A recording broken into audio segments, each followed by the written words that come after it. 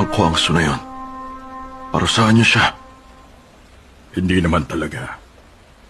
Malaking banta ang Kwangso na yon sa atin. Bakit pa pinatulan mo siya? Tinutukan niya ang teacher ko. Oh, hindi ako nakapagpigil eh. Ano yan?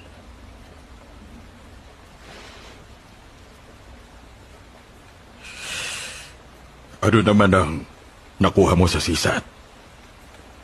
Malabo ako ngayong taon. Kaya nagtitrain talaga ako para pumasa next year.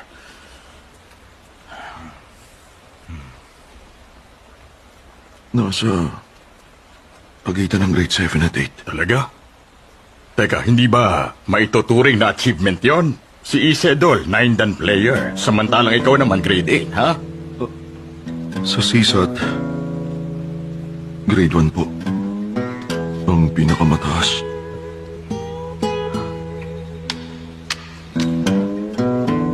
Ganun ba?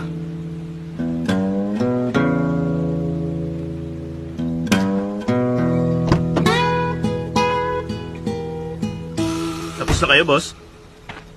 Una na kayo. Mamamasyal muna ako. Ibig sabihin magdadrive kayo? Pero boss, marami kayong iniisip ngayon. Ipagmama